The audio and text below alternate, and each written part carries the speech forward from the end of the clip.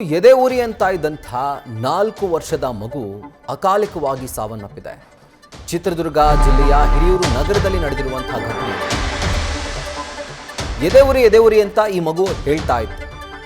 ಎದೆ ಉರಿ ಕಾಣಿಸಿಕೊಂಡು ಈಗ ಅಕಾಲಿಕವಾಗಿ 4 ವರ್ಷದ ವೈಷ್ಣವ್ ಸಾವನ್ನಪ್ಪಿದ್ದಾನೆ. ಆಸ್ಪತ್ರೆಗೆ ತೆರಳುವಷ್ಟರಲ್ಲಿ ಪುಟ್ಟ ಬಾಲಕ ಸಾವನ್ನಪ್ಪಿರುವಂಥದ್ದು.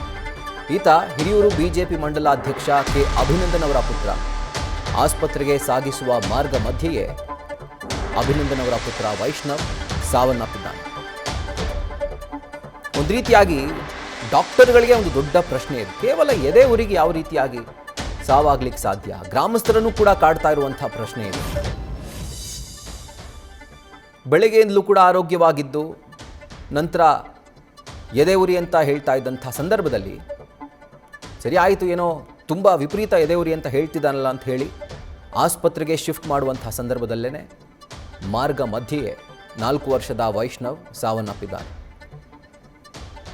ಈತ ಹಿರಿಯೂರು ಬಿಜೆಪಿ ಮಂಡಲಾಧ್ಯಕ್ಷ ಕೆ ಅಭಿನಂದನ್ ಅವರ ಪುತ್ರ. ಆ್ಯಂಡ್ ಈತನ ಒಂದು ಸಾವು ಇಡೀ ಗ್ರಾಮದಲ್ಲೇ, ಇಡೀ ಊರಿನಲ್ಲೇ ಒಂದು ರೀತಿಯಾದಂಥ